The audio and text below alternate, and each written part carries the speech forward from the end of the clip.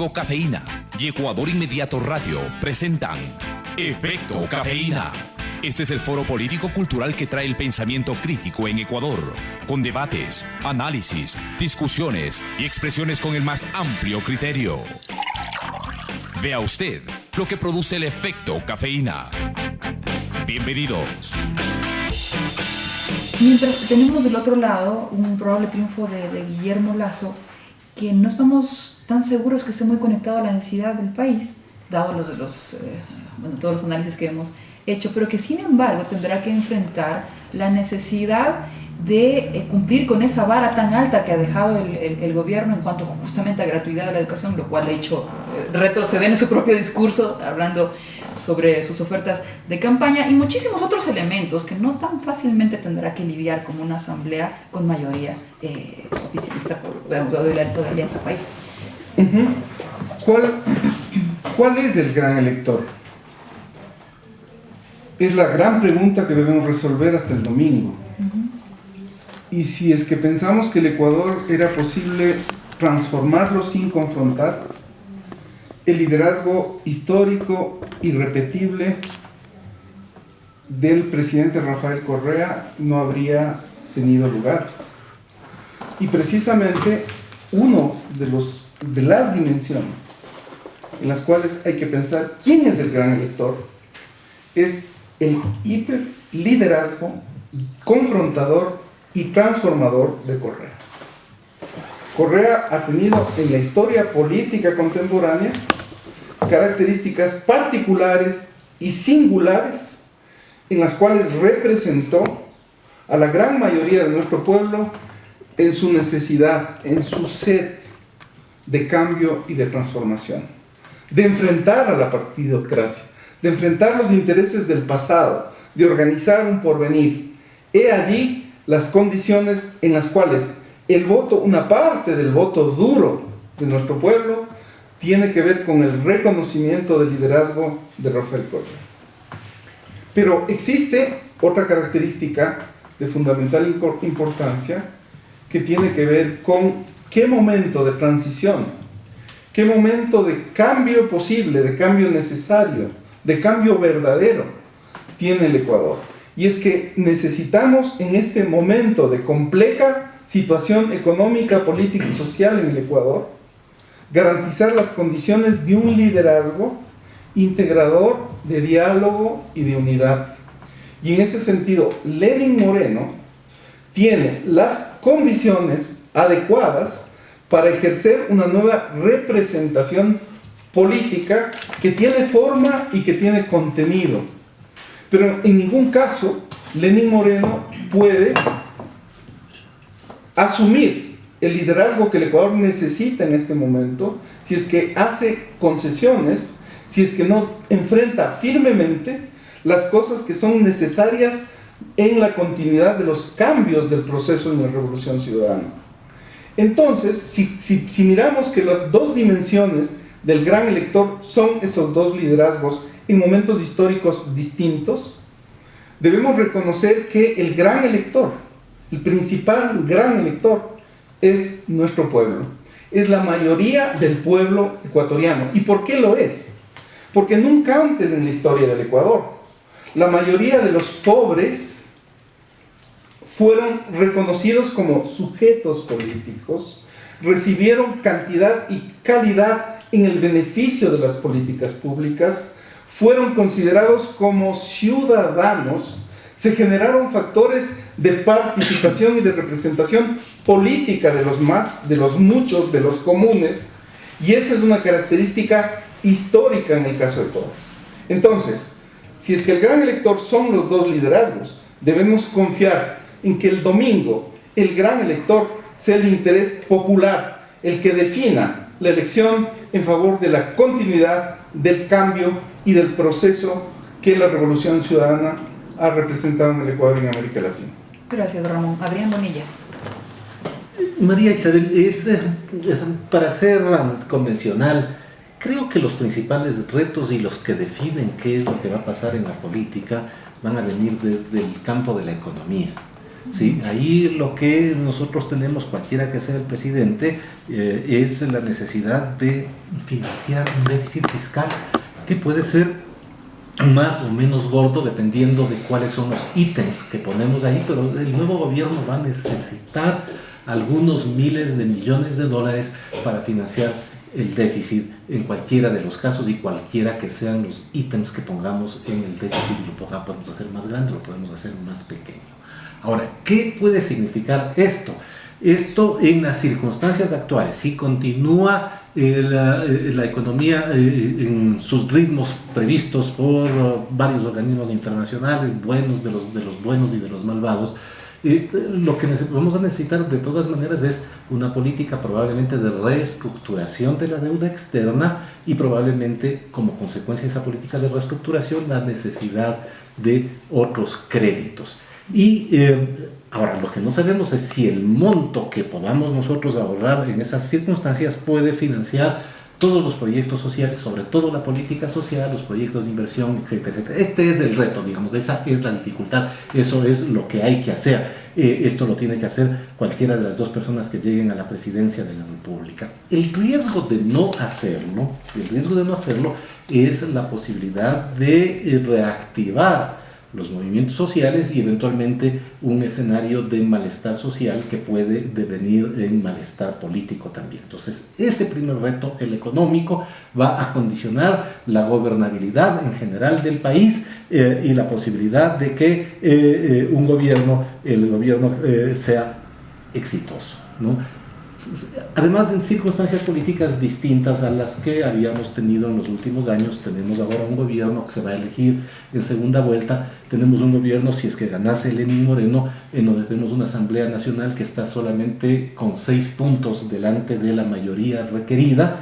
En el gobierno pasado del presidente Correa había 110 legisladores afines de un total de 127, ahora hay 75 de un total de 139, lo que significa que los diputados, en abstracto, tienen mayores capacidades de negociación que las que actuales, tienen mayores capacidades que las que tuvieron aquellos cuyos periodos están feneciendo, porque si es que había una disidencia, 2 disidencias, 3 disidencias, no pasaba absolutamente nada. Ahora cada disidencia, por ejemplo, puede ser costosa y eso les da instrumentos de negociación a los diputados. Los diputados, como son políticos, lo que necesitan es tener recursos para poder seguir haciendo política, y esto es una tradición no solamente en América Latina, sino en todas las sociedades del mundo donde hay diputados, ¿sí? Que son prácticamente todas.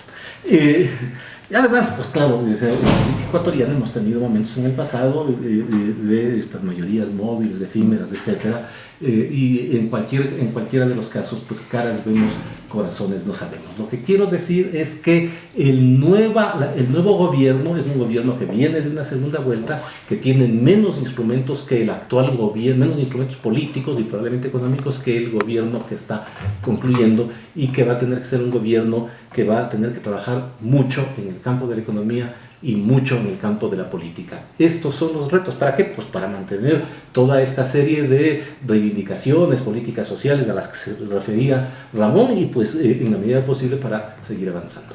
Gracias, Adrián. ¿Emi?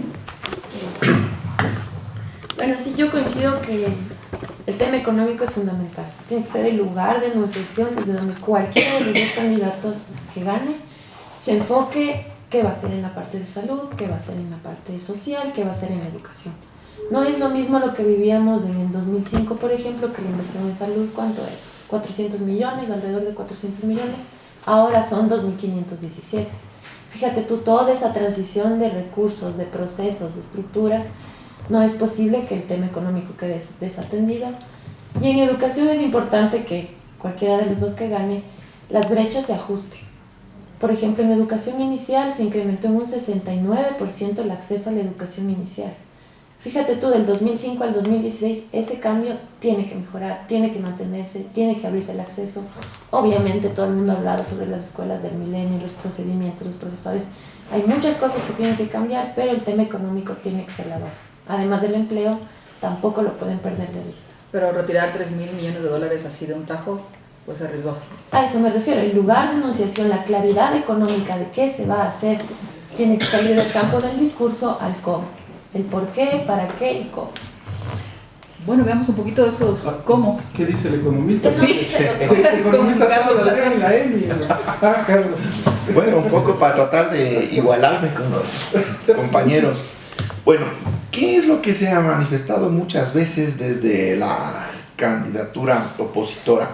Es que la economía ecuatoriana supuestamente está en el fondo de un abismo, ya no hay nada que hacer, está despedazada y aún así dicen vamos a eliminar 14 impuestos y con eso vamos a dejar de recibir 3.600 millones de dólares. Una contradicción, precisamente frente a una situación de la economía que evidentemente presenta dificultades que ya vamos a indicar cuáles son, pero estamos muy lejos de estar en una situación catastrófica, muy lejos. Incluso en los últimos días se ha tratado de posicionar la idea de que la dolarización se derrumbaría con Lenín Moreno, cuando la dolarización está en su mejor momento en toda su historia, a pesar de la recesión que vivió el Ecuador en los 2 años anteriores, que evidencia que el modelo económico logró sostener a la economía frente a los impactos que realmente pudieron haberse dado, es decir, tener una caída del Producto Interno Bruto de menos 1.7%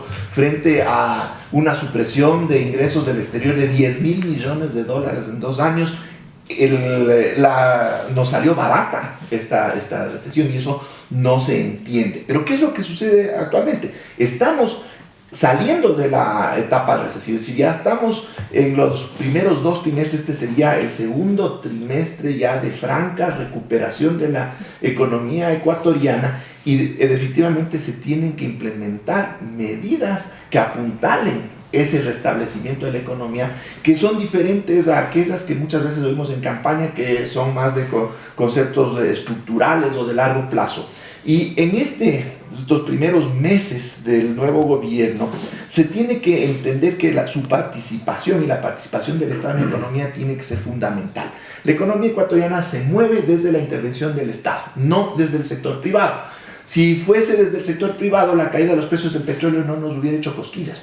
Porque lo que sucede con los precios del petróleo, caen los precios del petróleo, caen los ingresos y se cae toda la economía. Entonces, el sector privado depende de esa intervención del Estado y precisamente eso justifica el endeudamiento de estos últimos meses y es, nos guste o no, gracias a esos recursos, a ese financiamiento externo que se le ha podido dar una nueva dinámica a la economía luego de la recesión. ¿Y qué nos va a tocar en los siguientes meses? Vamos a tener que seguir inyectando recursos. No hay de otra, a menos que queramos que no logremos salir del hueco y con un riesgo muy alto de volver a caernos. Ojo, que los precios del petróleo se han recuperado, pero están a la mitad de lo que estaban en el año 2014.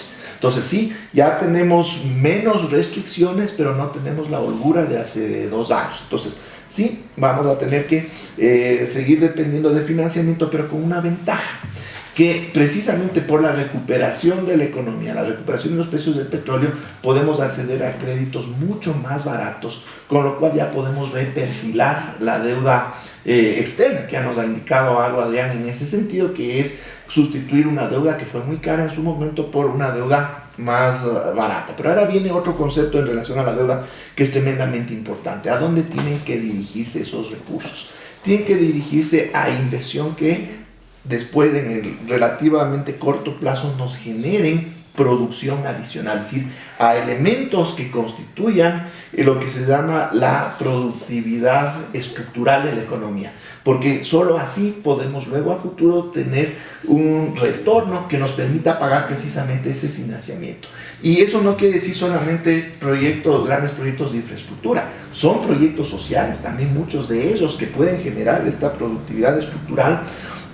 También es gasto público. Entendamos que también la operación del Estado, una operación adecuada, permite o genera condiciones productivas positivas que le empujan a la economía a que sea más dinámica y más eficiente. Es decir, no es solo cierto tipo de inversión, hay varios niveles de inversión y de gasto que tienen que identificarse claramente, como se dice, para darle a la vena de la economía, ¿ya? Y que pueda generar este crecimiento ya en el mediano plazo. Entonces, luego de salir, ya estar seguros de que se ha superado completamente la etapa recesiva, se pueden ir haciendo otro tipo de manejos y otro tipo de ajustes para poder ya empezar a generar recursos propios que retroalimenten el desarrollo de la economía. Pero ciertamente vamos a tener que depender todavía un tiempo más de recursos del exterior.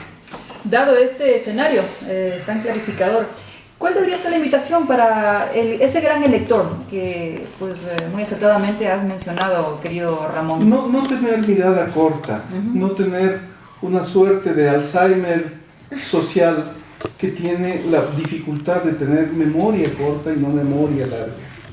La memoria larga tiene que ser sobre la década, no sobre las últimas dificultades en los últimos 2 años. Si es que miramos cómo en una década, y esta es la reflexión antes de ir a votar, que invito a nuestros compatriotas, que pensemos cuánto cambiamos en nuestras familias, cuánto cambiamos en calidad de vida, cuánto pudimos adquirir en esta década, cuántos de nuestros hijos, familiares, amigos o parientes fueron a estudiar en el exterior, cuánto nos beneficiamos de los servicios de seguridad, de los préstamos y del acceso a la salud, a la educación, cuánto vivimos de la paz democrática, cuántos de nuestros compatriotas ciudadanos viajaron al exterior, cuánto cambió la sociedad, cuánto cambió la economía, cuánto cambiamos en el Ecuador en esta última década, con dificultades profundas en estos últimos 2 años, que no son solamente dificultades en el Ecuador, son de la economía regional y son de la economía global. Pero si es que pensamos que la receta neoliberal del candidato neoliberal y de la bancocracia es más despidos, achicar el tamaño del Estado, reduciendo las posibilidades de oferta laboral que el Estado ecuatoriano se ha caracterizado en esta década, les pido a mis compatriotas ecuatorianos, pensemos cuál es el efecto y el impacto que esa política de despidos va a tener en los trabajadores públicos en el Ecuador. Pensemos cuál va a ser el costo que vamos a tener mirando el ejemplo de Argentina, mirando el ejemplo de Brasil, mirando el ejemplo de Chile, mirando el ejemplo de Perú. Esas son reflexiones que creo que nos deben hacer mirar en la calma cuán importante es para los ecuatorianos continuar con el proceso de cambios expresados hoy en la candidatura de Lenín Moreno. Gracias, Ramón. Adrián, el 2 de abril y más allá también, desde el 24 de mayo. Al infinito y más allá. Vos la ayer. Creo que es una apelación no solamente a los electores, sino a los actores políticos, ¿no? Me parece que después del 2 de abril se cierra esta etapa que ha sido tan áspera de la confrontación electoral, tanto en primera cuanto en segunda vuelta, y nos volvemos a encontrar todos los ecuatorianos en el mismo país con un nuevo gobierno, que va a ser un nuevo gobierno. Sí, independientemente de que cualquiera de los 2 candidatos gane, va a ser un nuevo gobierno. Entonces, las expectativas levantadas en la campaña hacia los electores han sido enormes, han sido gigantescas, porque las 2 campañas han prometido muchas cosas, tal vez demasiadas cosas, que es como parte lógica de la campaña, pero esta vez han sido como más intensas todavía. Creo que es necesario que luego del domingo pues nos reconozcamos. Seguimos viviendo en el mismo país, con las mismas personas, con las que piensan como nosotros, con las personas que piensan diferente, y me parece que lo que al nuevo gobierno, cualquiera que este sea, le conviene es tratar de incorporar, ¿sí?, a todos los electores, aquellos que votaron por sí mismo y aquellos que votaron en contra también. Nuevo gobierno, cualquiera que este sea, espero que sea el que todos preferimos, tiene que ser un gobierno que oiga más, tiene que ser un gobierno más abierto, tiene que ser un gobierno que evalúe, tiene que ser un gobierno que mire cuáles han sido los aciertos, pero que también mire críticamente aquellas cosas que son un reto todavía, aquellas que se pueden mejorar y aquellas que se pueden descartar, porque un gobierno y el personaje más importante de la política ecuatoriana, de la moral ecuatoriana, o sea, es un ser humano, ¿sí? Los seres humanos no son perfectos, los seres humanos cometen errores. El presidente actual comete errores porque es un ser humano y el próximo los cometerá también. Y habrá cosas que hay que enmendar, hay cosas que hay que enmendar. Desde mi perspectiva es importante enmendar la incorporación de la sociedad civil, reincorporar a la sociedad civil a los procesos de toma de decisiones. Es importante oír, es importante abrir el régimen político y es importante, sobre todo en las primeras semanas y en los primeros meses, reconciliar a los ecuatorianos, porque esta reconciliación va a permitir que cualquiera que sea el presidente sea exitoso, que es lo que todos queremos. Muchísimas gracias, Adrián. Concluimos con Emi Díaz y con Carlos Latorre. Yo creo que gane quien gane, nos vamos a despertar como un chuchaqui mediático. Eso es evidente. Creo que no solamente el periodo electoral ha hecho que brote la violencia discursiva, como dice Adrián, sino que hay muchas cosas que hay que replantearse, ¿no? Desde el punto de vista del diálogo, de la construcción, de tolerar, de escuchar al otro. Los disensos son constructivos también. Pero fíjate tú el ejercicio tan interesante que es la radio, donde venimos y nos sentamos 2 horas, 1 hora a escucharnos. Esas actitudes de la escucha tienen que estar, qué sé yo, plagadas o difundidas por toda la sociedad, porque el chuchaqui mediático es pesado. Estamos en la chuma todavía. Sí, es una cosa que no viene de esta campaña, que ya viene de hace más de una década. Sí. Y hay una responsabilidad de los medios de comunicación que tiene que ser replanteada y que necesitamos un debate. ¿Qué es lo que se está contando? No puede ser posible que la mayor cantidad de artículos empiecen a discernir si es que necesitamos o no una primera dama, si es que el candidato tal le fue fiel o no a la posible primera dama de tal partido, ¿no? Deberíamos estar... Si los que van a palcos son negros. Deberíamos estar analizando las propuestas de salud, deberíamos estar viendo qué va a pasar con la educación, pero sí ha salido aquí una violencia que evidencia una misoginia tremenda, no solo en el tema electoral, racismo en cada esquina y xenofobia. No podemos estar acusando a todos los extranjeros y a las organizaciones migrantes de todos nuestros problemas. Tenemos que escuchar. Sería eso, invitar a todos a escucharnos. Y bueno, Cafeína siempre está trabajando por eso, desde las investigaciones, los artículos y las conversas con café. Y nos mantendremos acá, ¿verdad? Allí sí, gane quien gane.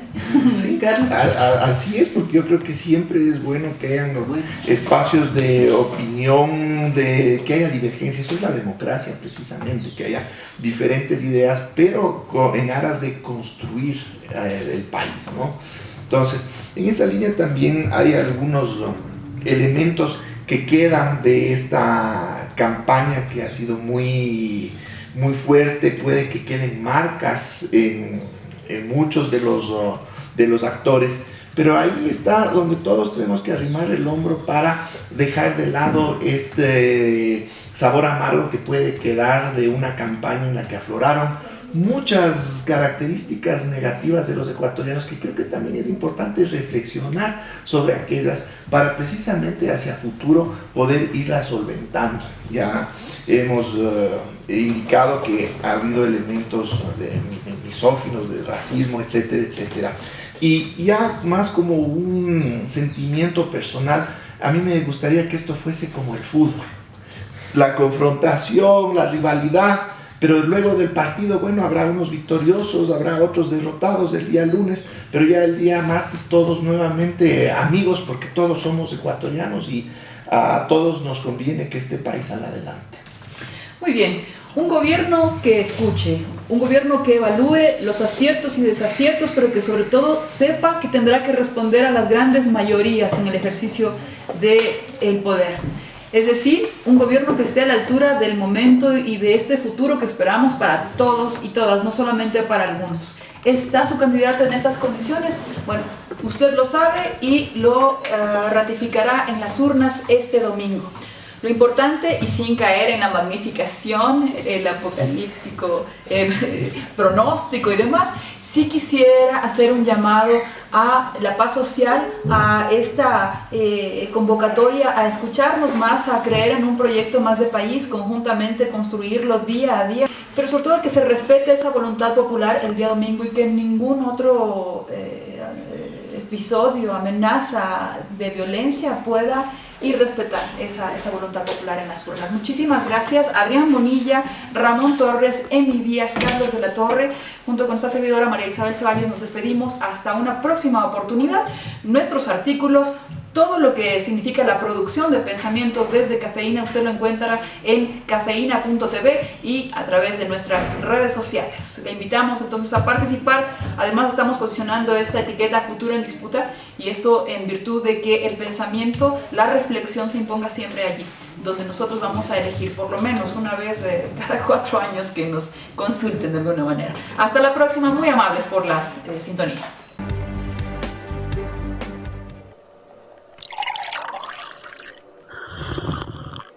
Ya volvemos con Efecto Cafeína.